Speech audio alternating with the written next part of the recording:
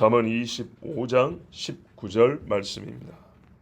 환난 날에 진실하지 못한 자를 의뢰하는 것은 부러진 이와 위골된 발 같으니라. 아멘. 환난 날에 주님 오시기 전 마지막 그 환난 외에도 우리가 살면서 어려움을 겪을 때 누구라도 붙들고 싶겠죠. 지푸라기라도 잡는 심정이라 그러지 않습니까? 이해합니다. 사람의 수만 많아도 힘이 나는 것 같고, 또 혹 우리에게 위험이 닥친다면 그 많은 사람 중에 잘하면 나는 피해갈 수 있겠지. 왜? 사람이 너무 많으니까요. 그런 착각을 하는 수가 있습니다.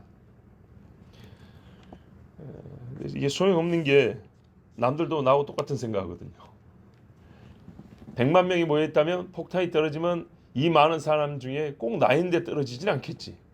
다 그 생각을 해요. 근데 어딘가는 떨어지고 그 생각한 사람 중에 일부는 죽게 돼 있어요. 자,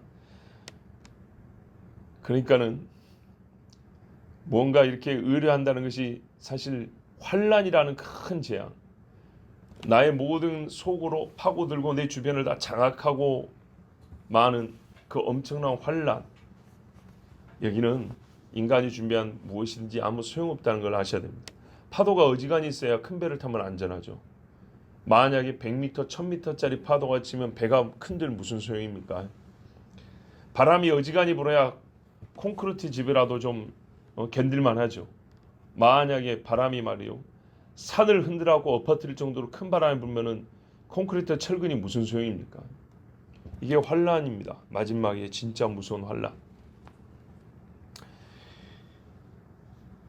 그렇기 때문에 이 환난 때는 신실한 자라도 신실하기가 어렵습니다. 진실한 사람조차도 자기가 살고자 그 진실함을 유지하기가 어려운 게 환난입니다. 작은 어려움만 있어도 속이고 나는 아니에요 이런 말이 쉽게 나오잖아요. 평시에 그렇게 거짓말하지 않는 사람으로 유명해도 정말 정작 위험한 일이 닥치면 그렇게 됩니다.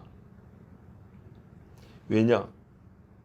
아까 다 똑같은 생각을 한다는 것처럼 이 신실한 사람도 육체거든요. 육체가 감당하지 못할 두려움과 고통 속에는 자기 자신이 주체가 안 돼요. 자기 자신을 지킬 수가 없어요, 스스로.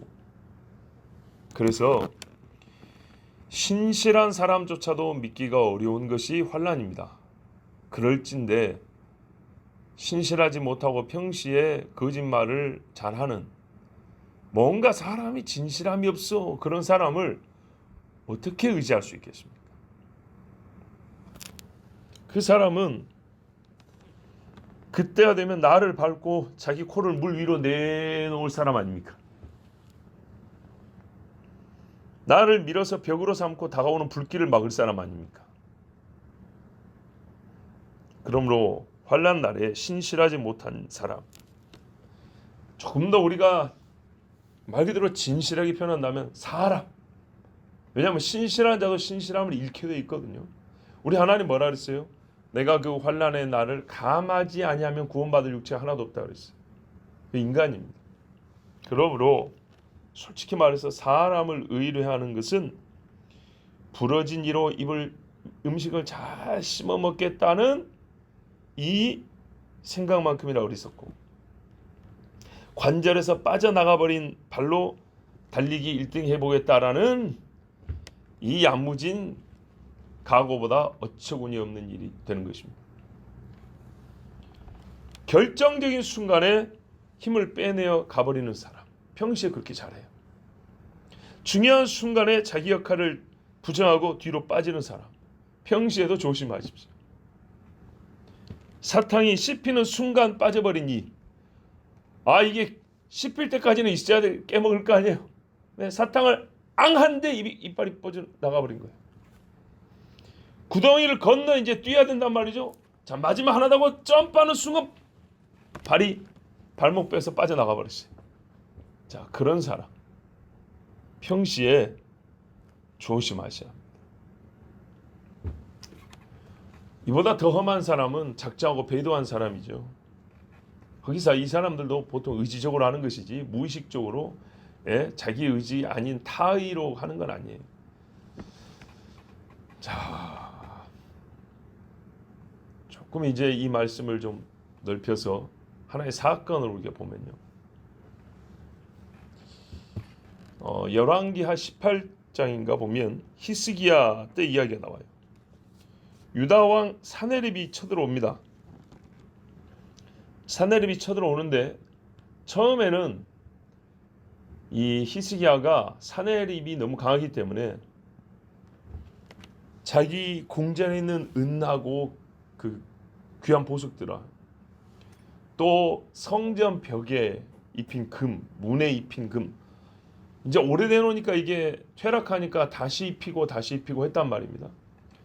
자기 히스기야 자기도 하나님을 경외하는 마음이 있고 사랑하기 때문에 금으로 이렇게 막 입혀놓은 게 있었어요. 자기 때도. 근데 자기 손으로 입힌 걸 다시 벗겨가지고 금을 사네립한테 줬어요. 용서해주고 우리를 좀 떠나달라고. 그럼 먹고 갈 거 아니에요? 근데 또 와요. 또 먹으러 온다고요. 이제 줄 게 없어요. 신실하지 못한 사네립이 금붙이 주면은 그 사람이 자기 스스로 환란을 이스라엘에 내렸던 거를 거둬가냐? 아니라고요. 먹고 다시 온다고요.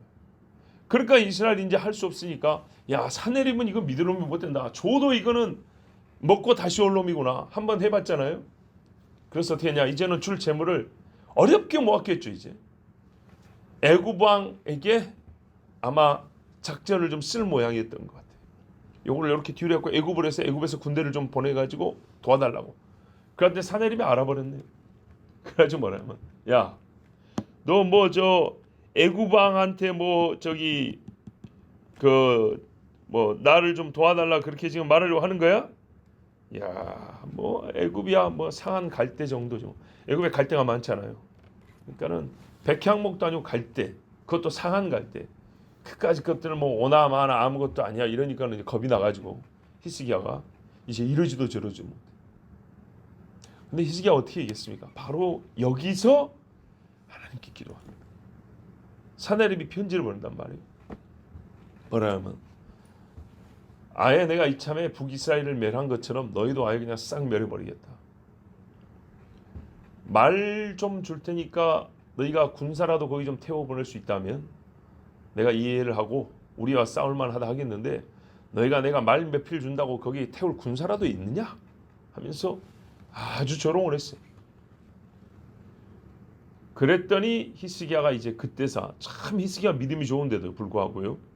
사실 인간을 의지할 사람이 없을 때가 되니까 맥락으로 이 정황 사건의 이게 흐름으로 보면 요때 히스기야가 그 편지를 두고 성전에 올라갑니다. 하나님 저놈이 보낸 편지를 좀 보십시오. 내가 정말 하나님 죄송합니다. 성전에 내 손으로 입혀놓은 금까지 다 벗겨다 줬는데 왜 성전 문이 얼마나 초라해졌겠어요. 그 막 긁은 자국에 막 벽이랑 그러죠. 하나님 앞에 회개됐을 겁니다. 그리고 저놈이 여호와와 여호와의 백성을 모욕하는데 내가 이길 힘이 없고 의탁할 사람도 없고 아무것도 못합니다.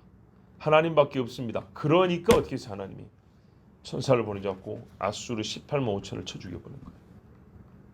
환난 날에 누구를 의지하겠습니까? 하나님입니다. 정말로 하나님입니다.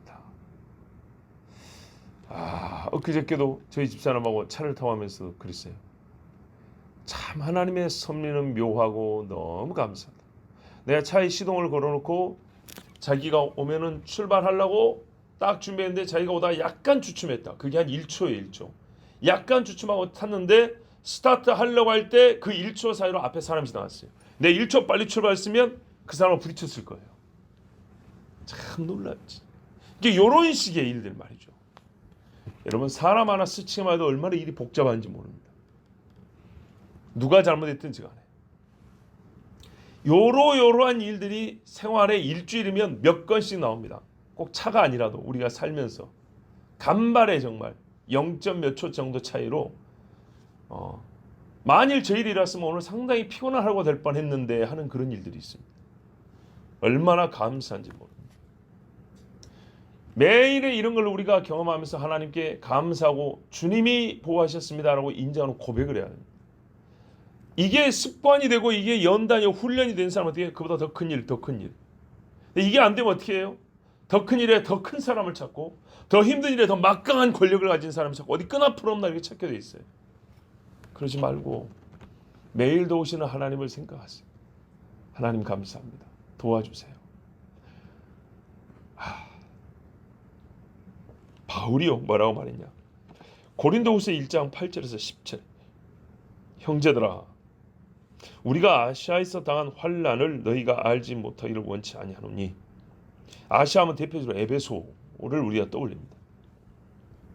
힘에 지나도록 심한 고생을 받아 살 소망까지 끊어지고, 바울이 여기서 진짜 죽는구나 했던 거예요.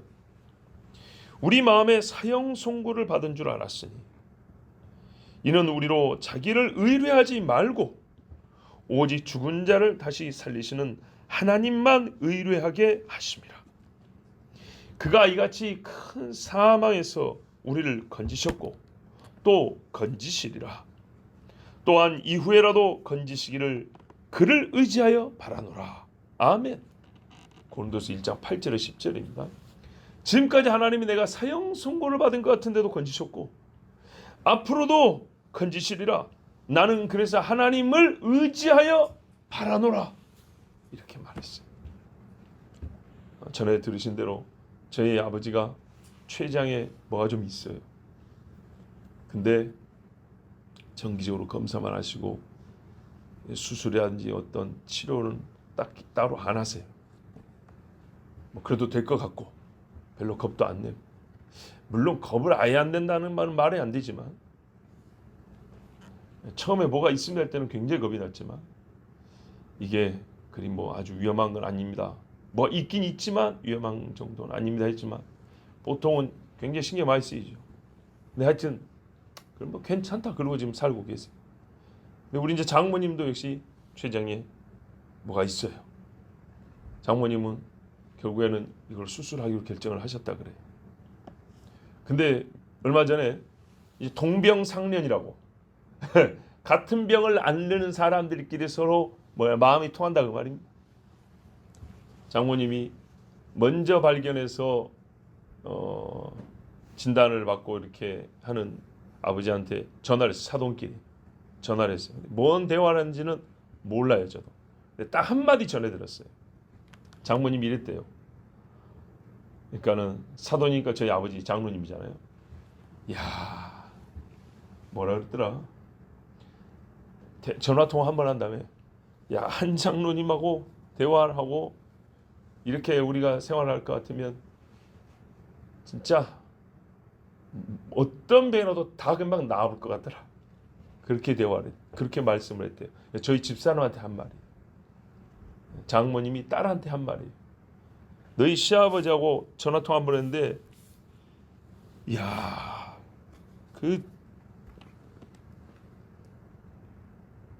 만약에 한 식구라면은 어떤 배열로도 그냥 금세다 나와본 것 같이. 이제 무슨 대화를 어떻게 구체적으로 했는지 모르지만은 굉장히 용기와 힘을 얻었다는 얘기죠. 마음의 위로와 평안이 있었다고 말입니다. 이게 뭐냐면 믿음의 말입니다. 병이 있어도 분명히 제가 안 들어봤어도 들리는 것 같습니다.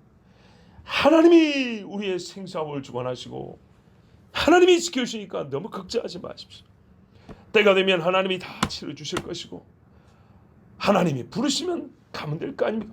분명히 이렇게 말했을 겁니다. 제 아버지니까 제가 잘 알죠.